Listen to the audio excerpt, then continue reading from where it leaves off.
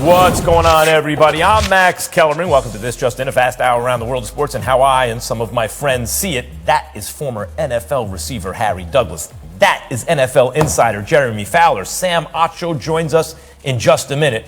We start in Green Bay.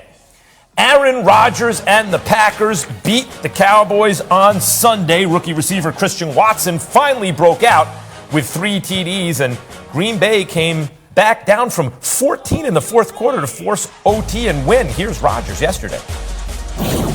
It's excitement. It's been a while, since we had over 30. So I think sigh of reliefs come when you put too much negative energy towards something that doesn't deserve it. So there's no sigh of relief. There's no weight of the world off of my shoulders. Preparation stays the same. Focus stays the same. Expectations stay the same. But it was nice to play a more complete game on offense. And there is 9-year NFL vet Sam Acho. Sacho, what do you make of what Rodgers had to say?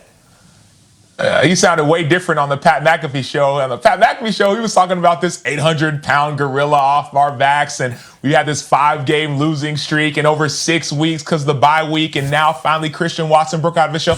Of course, he's going to continue his preparation and all those things, but getting this win, coming back down 14 in the fourth quarter against the Dallas Cowboys, with Christian Watson playing the way that he did, can and likely will change the course of this team's future. Christian Watson had 8 catches coming into this game. He had 4 in this game, 3 of them touchdowns, 107 yards. Aaron Rodgers talked about that being the turning point for him in order to help this team succeed. And so he might talk about sighs of reliefs. There's a huge sigh of relief for the Green Bay Packers. Harry? Well, I think right there he's trying to say, you guys were overreacting while I just knew everything was going to be cool, calm, and collected.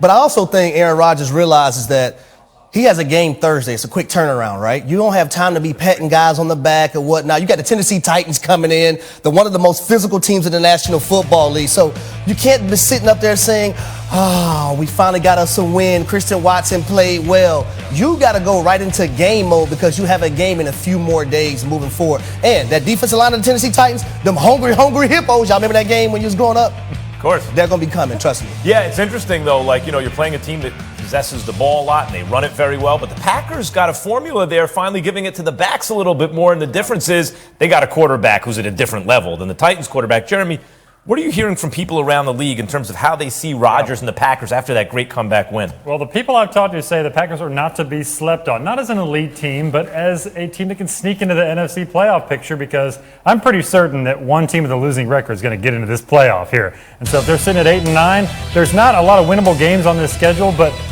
here's the thing with Green Bay, as it was told to me, like they're patching holes every week, right? Whether it's O-line, receiver, defense, but as a whole, there's a ton of talent at all those spots. So if it all comes together at one time, watch out. Yeah, they tried to time this thing so that the young guys maybe could be ready by the time, and maybe they weren't.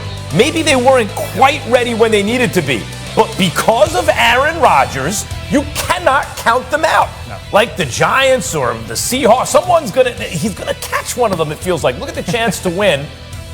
They like him against the Titans, FPI does, not against the Eagles. That's understandable. Harry, what did you see from the Packers' offense on Sunday that they can use moving forward? Well, I think Matt LaFleur did a great job of understanding that, and not Aaron Rodgers, but Aaron Jones, the ball has to be ran through him, right? The run game was very efficient. That set up the play-action game. Christian Watson started to gain confidence. And I can only imagine being a former wide receiver in the league, what that does to his confidence, being a little bit younger, and Aaron Rodgers has been on him all year long.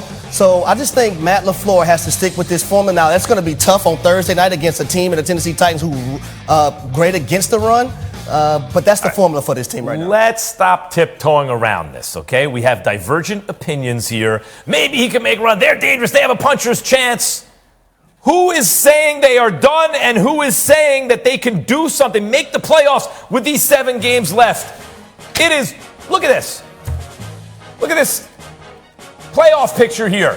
They got to jump 2 teams. They got to jump really one team. They got to jump and then catch the Niners or the Cowboys, or it could be Seattle, or it could be the Giants. Time for another edition of My Word Against Yours. As I said, let's stop tiptoe around it. Here's the debate topic. Does Rodgers get the Packers to the playoffs or not? Sacha, let's start with you. He getting in or not?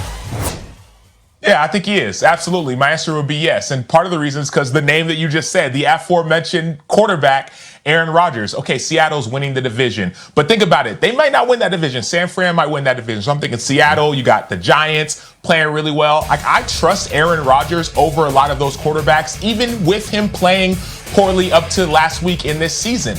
I trust what I saw from Christian Watson. I trust what I saw from that defense. No Rashawn Gary, no Eric Stokes. You saw players all over the field step up. Savage had a season high in tackles. So for me, what I saw with being down and coming back and winning, and then you have Aaron Rodgers at the helm, no, you're not winning the division. The Vikings are winning that. But you're talking about a wild card spot. There's 7 games left. Aaron Rodgers can find one of those wins and get in the wild card. Harry? Of those 7 games left, I'm going with no. Because of those 7 games left, 4 of those games against teams that are in first place in their division. You talk about the Titans, the Eagles, the Vikings, and the Dolphins. I don't see them winning all those football games. They don't have much room for error. So I'm going with no in those regards. All right, Jeremy.